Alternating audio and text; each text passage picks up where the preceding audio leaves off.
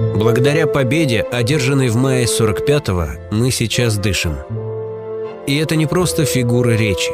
Геноцид и порабощение – такое будущее было уготовано жителям Советского Союза по гитлеровскому плану ОСТ. Почти у каждого человека в нашей стране есть среди родственников участники той войны.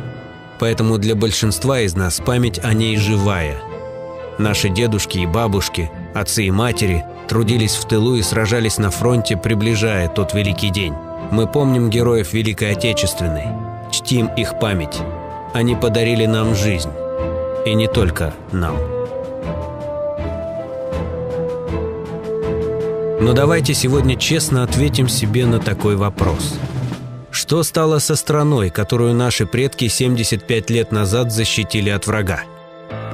В 1991 году мы, граждане советских республик, в одночасье стали друг для друга иностранцами. СССР был расчленен.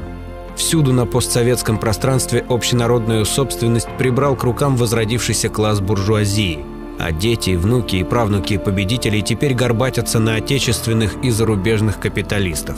Снова, как в царской России, достоинство человека определяется размером его кошелька и социальным положением. Бесправие людей труда, всевластие крупного капитала, безработица, бездомность, долговая кабала, бедность работающего человека и нищета пенсионеров теперь обыденность. С каждым днем все более недоступной для рядовых тружеников становится медицинская помощь, а для их детей – образование. Последовательно ликвидируются считавшиеся незыблемыми социальные гарантии. Разрушена большая часть советской промышленности. Уничтожены колхозы. В упадке некогда великая наука. Мы уже привыкли к непрерывной деградации культуры и образования, не удивляемся непрекращающемуся падению нравов. Обычными для нас явлениями стали проституция и наркомания. Смирились мы и с небывалым вымиранием собственного народа. Наша страна превратилась в сырьевой придаток мировой капиталистической экономики, беззащитной перед бурями кризисов.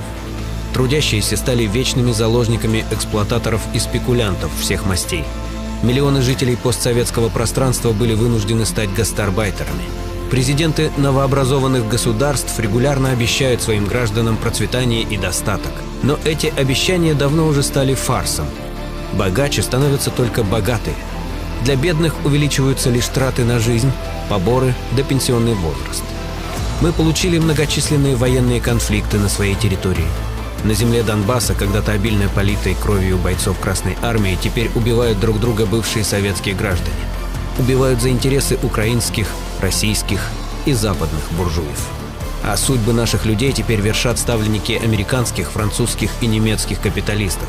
Словно европейские колонизаторы, они по-хозяйски разбирают дела отсталых дикарей. Все, против чего боролся советский народ, стало нашей ежедневной реальностью. Неужели за такое будущее бился советский солдат? Что мы празднуем, если почти все результаты той победы сведены на нет? Что отмечаем, маршируя мимо задрапированного мавзолея и методично втаптывая в грязь историю своей родины? У нашего народа отняты не только плоды той великой победы. Переписывается и весь ее смысл. Великая Отечественная была для советского народа войной с капиталом. В той войне капитал снял с себя маску цивилизованности и обнажил свою истинную личину. Личину безжалостного убийцы и грабителя. И выстояли граждане СССР, потому что общность советских людей оказалась сильнее солидаризма гитлеровских преступников. Сильнее во всех смыслах – в экономическом, в военном и в моральном. Подобная общность не могла появиться при капитализме. Никакого настоящего единства в обществе, разделенном на господ и холопов, быть не может. В стране Советов люди друг для друга были товарищами, и экономика Советского Союза работала на решение насущных задач общества, а не на обогащение горстки капиталистов. В этом и заключался главный секрет той победы. Но постсоветской буржуазии эта правда словно кость в горле. Поэтому и сводится тема победы в Великой Отечественной войне к экзальтированному почитанию героических предков, к разговорам о защите родной почвы и к помпе военных парадов. Вопросы социальные, политические, классовые при этом обходятся стороной. А то и вовсе делаются абсурдные заявления. Победили вопреки верховному главнокомандующему, вопреки советской системе.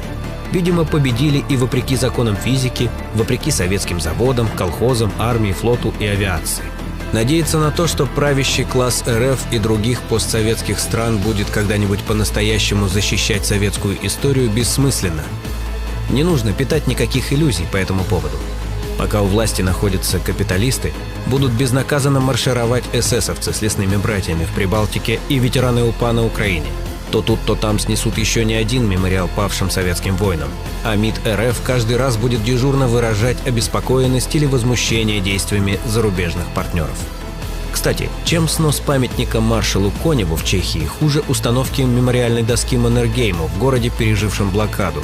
И в какой стране попытались реабилитировать нацистских коллаборационистов Краснова и Шкуро, не напомните? Надо ставить памятники Колчаку, Врангелю, Деникину, Краснову. Переписывание истории, унижение и очернение образа советского воина на теле и киноэкране не прекратятся. Киноделы будут и дальше мазать грязью и советского солдата, и советское государство. Уже давно буржуазная пропаганда на Западе ставит знак равенства между СССР и Третьим рейхом. Так и нацистов когда-нибудь реабилитируют, официально присвоив им звание главных защитников свободной Европы от большевизма. Невозможно сберечь историческую правду о той войне в обществе, где правит капитал. В таком обществе эту память рано или поздно растопчут. Учебники истории окончательно перепишут, а подрастающие поколения перестанут знать и понимать, что тогда происходило. Да и сами бывшие республики СССР будут окончательно растерзаны империалистическими хищниками и раздавлены рыночным катком. Под властью олигархов, под пятой капитала, наша Родина обречена. Как и 100 лет назад, есть только один путь спасения от катастрофы – установление общественной формы собственности на средства производства и переход всей полноты власти в руки рабочего класса, в руки трудящихся. Другой дороги нет. Начавшийся глобальный экономический кризис каждый день нас в этом убеждает.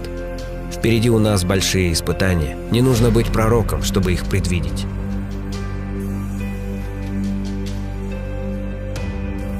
Наши отцы, деды и прадеды свою главную битву в классовой борьбе выиграли.